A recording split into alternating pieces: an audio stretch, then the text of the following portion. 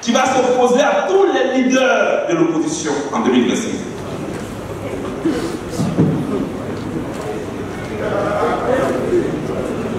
C'est la question qui doit se poser à nous tous. À quoi sommes-nous prêts à renoncer pour la Côte d'Ivoire? Je n'ai pas dit pour nous, je n'ai pas dit pour notre parti politique, je n'ai pas dit pour notre clan. Je dis à quoi sommes-nous prêts à renoncer? La première des choses à laquelle moi j'ai renoncé, c'est mon orgueil. Quand je suis venu de la haine, je vais là où il faut aller pour demander pardon. À ceux qui n'ont pas compris, hier. Quand on demande pardon, ça ne veut pas dire forcément qu'on a tort. Mais le résultat que le pardon va produire est plus important que votre orgueil. C'est à ça que je travaille. Ça ne fait pas de moi une traite. C'est à ça que j'ai déjà renoncé.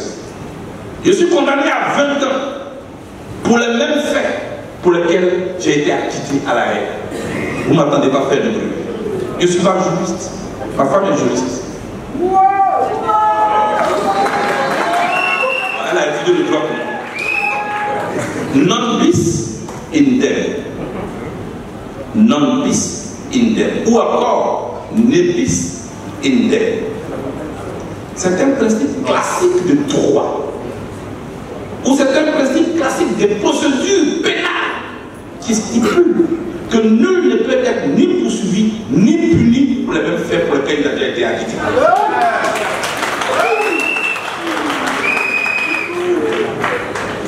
Non bis indem ou ne bis indem. Littéralement, pas pour la même chose ou plus pour la même chose. C'est une expression. J'ai été acquitté à la haine pour les faits relatifs à la crise post-électorale. On m'acquitte à la haine pour les mêmes faits, on m'a condamné à Côte d'Ivoire à 20 ans. Mais est-ce que vous m'entendez faire du bruit? Non. Parce que je sais ce que ça va produire. Et puis, je sais que ça va passer. Ça va passer. Ça va passer.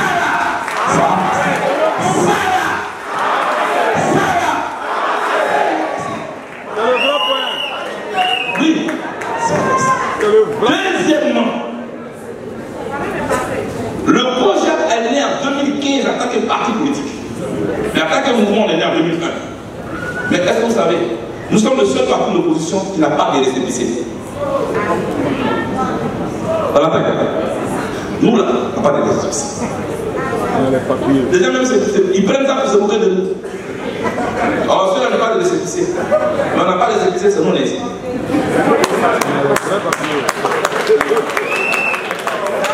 Vous voyez?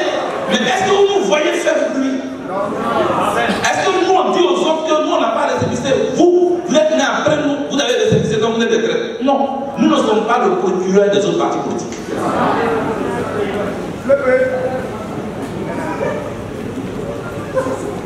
Nous les traîtres là, on n'a pas récépissé. Moi quand vous voyez là, juste aujourd'hui, je suis le seul probago dont le compte est encore bloqué. Le compte de tout le monde est bloqué. Moi, mon compte est encore bloqué. Mon assistante, son compte est encore bloqué. Ah, les traites.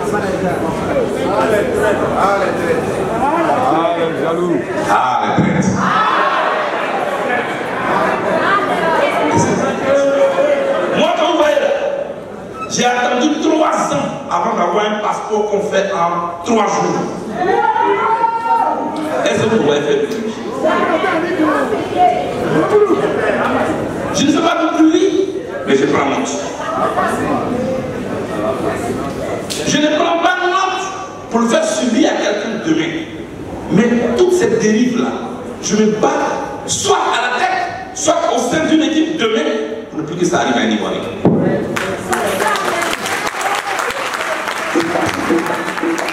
Parce que les lois que tu votes pendant que tu es au pouvoir, et les lois que tu prends pour écraser les autres, demain quand tu seras opposant, ces lois peuvent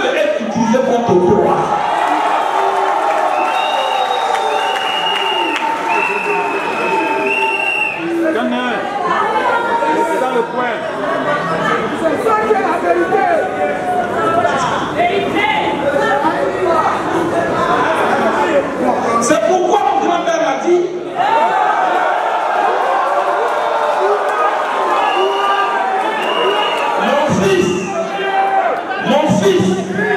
garde-toi de te brouiller avec le coq et la pétrie, sinon tu n'auras personne pour t'annoncer le lever du jour.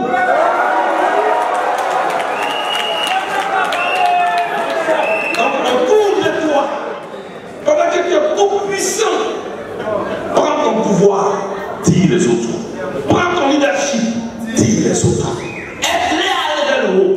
Ne te sers pas de ton pouvoir pour écraser les autres. Ne te brouille pas avec la pétrie et le coq pour que demain quelqu'un puisse t'annoncer le lever du jour.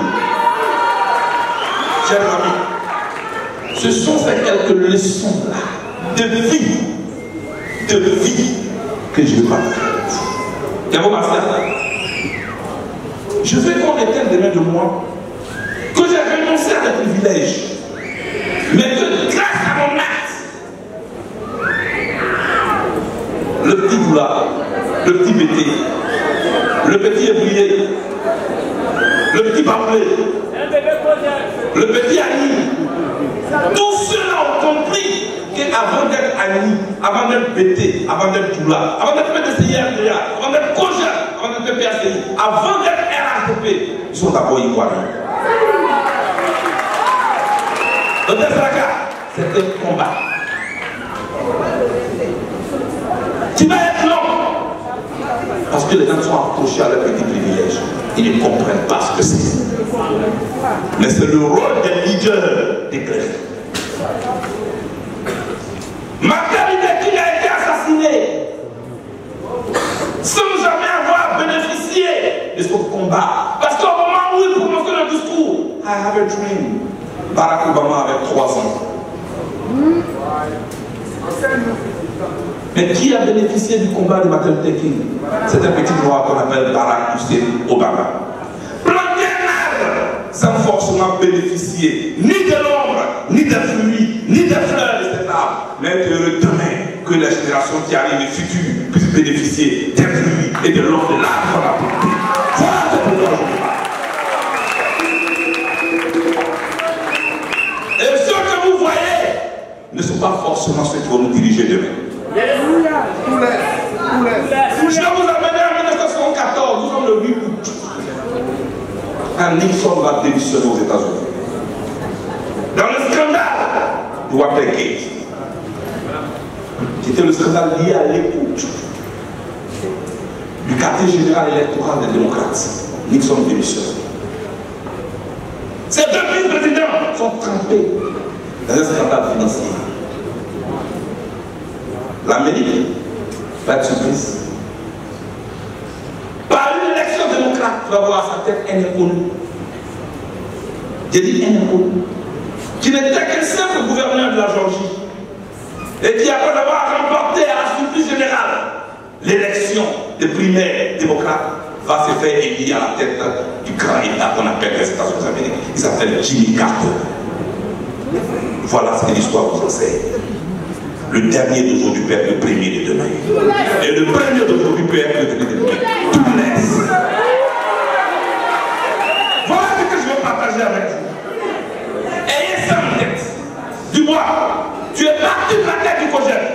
Tu es dans le Cogère. Et tu as une place de choix à mes côtés. Toi et ton équipe, j'ai discuté notamment avec vous jusqu'à des heures et des heures. Mais je voulais vous féliciter ici. Wawa, lève-toi pour m'applaudir. Merci. Vous êtes le leader de demain. Madame Dizier, je veux te féliciter. Merci. Tu pars au sous de l'air. Mais derrière toi, il y a une dame que je voulais saluer, avec qui j'ai discuté. Et tu m'as dit, président, tu as fini de parler, je l'ai dit. Il ne s'agit pas de moi, c'est du projet. Où doit venir?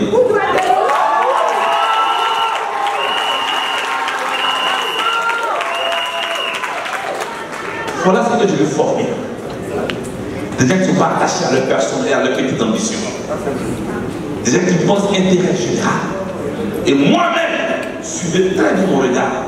Je vais être dirigé par l'exemplarité. C'est-à-dire, là où l'intérêt général est en jeu, je vais m'effacer. Je le fais. Mais je ferai en sorte que mon équipe soit considérée. Parce que je ne pénétrerai jamais avec piétiner ma jeunesse. Je, femme, ne permettez jamais de vous dire que vous n'êtes rien. Vous avez compris ça? Ne faites pas d'histoire avec lui, que le résultat de votre travail nous prouve le contraire. Et c'est là ma transition pour vous mettre en mission avant de vous laisser, M. Nicolas. Nous allons en 2025. Aux environs, ou environ 3 millions de votes pour nous. 3 millions d'électeurs. Ils sont mettre à décider de 30 millions. C'est pas normal. Non. La question, c'est pourquoi nos populations se désintéressent-elles de la politique? Parce que la politique ne fait plus rêver. Elle empêche les gens de dormir. Or, pour rêver, il faut dormir.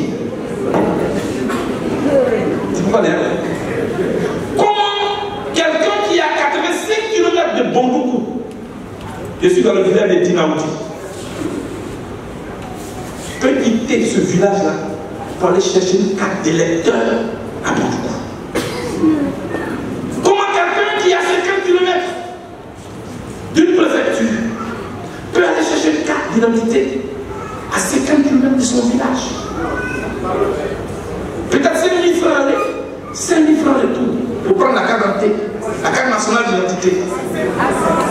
Déjà 5 000 francs seulement le transport.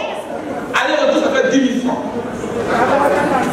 Avant de vous mettre en mission, je vais regarder cette caméra pour dire à nos gouvernants notre rôle de faciliter la vie à la population. C'est ça le point. Il faut lever les obstacles. Ce ne sont pas des cadeaux. Parce qu'on est dans une Afrique où tout est cadeau. C'est-à-dire que le dirigeant, il est gentil, c'est pourquoi il fait ça. C'est pas vrai. Ce sont nos employés. Nous sommes leurs employeurs. Donc ils doivent nous faciliter la tâche. Une vieille femme, quelle force elle a pour aller jusqu'à 50 km pour aller faire l'enrichissement? Après, quelle force elle a, quel argent elle a pour aller chercher cette carte d'identité? Il y a 2 semaines, je suis allé chercher la mienne à Gagnon. On va dire enfin. J'arrive et je vois dans la salle une montagne de cartes nationales d'identité. Donc j'ai été curieux, j'ai demandé au monsieur qui était là, c'est quoi ça? Il dit, ce sont les cartes de tes parents. Ça, il a mis le pas de. Je dis, mais comment ça? Il dit, non, ils ne viennent pas chercher. Mais ce n'est pas parce qu'ils n'ont pas envie de venir chercher. Ils n'ont pas les moyens de venir chercher. C'est pourquoi je propose la mise en place d'équipes mobiles pour aller dans les villages, là où nos populations vivent, pour leur donner les cartes nationales d'identité.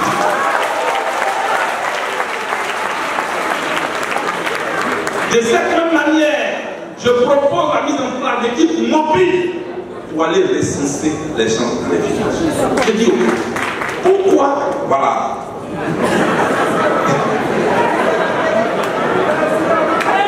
Pourquoi, quand on vous l'appelez avant, pourquoi quand on se fait le recensement, on vient nous garder dans nos maisons? C'est venu dans ma tête en même temps. Pourquoi, quand c'est pour recenser les populations, on fait des équipes et les gens vont de maison à maison? Maintenant, pourquoi on n'emploie pas la même méthode pour les cartes nationales d'identité?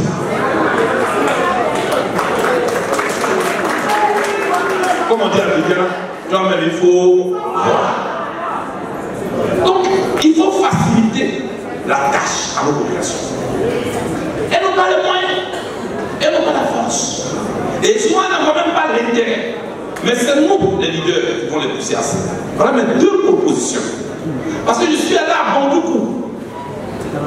Timité est là. C'est pas si Caïman est dans la salle. Voilà, Caïman est là. C'est pas si Pélagie est là. Bondoukou. La Pélagie de Bondoukou, elle est très grande comme ça. Voilà, voilà Pélagie. Excusez-moi si c'est pas de Bondoukou, seulement ne vous fâchez pas. C'est là-bas que je suis parti. Et dans ce cas, on discutait jusqu'à 22h. Et il y a un monsieur qui prend la parole. Il dit, chef, je viens de Dinaouti à 85 km d'ici. Comment on fait pour nos quatre nationalités. La Côte d'Ivoire, ce n'est pas Abidjan seulement. La Côte d'Ivoire, ce n'est pas Zopé seulement. La Côte d'Ivoire, ce n'est pas Bengourou seulement. La Côte d'Ivoire, ce n'est pas Yamoussoukro seulement. La Côte d'Ivoire, ce sont ces populations qui sont dans ces points reculés. Il faut penser à ces populations, lever les obstacles. Voilà ce que je voulais dire en ce qui concerne cette opération-là. Et maintenant, je demande aux militants du projet, allez des villages en village. Allez dans vos coordinations, dans vos bases. Allez dans vos bases. Dites à notre population l'importance de ces quatre nationalités d'identité. Et là, vous avez compris? Concentrez-vous et puis écoutez-moi. Et allez ici.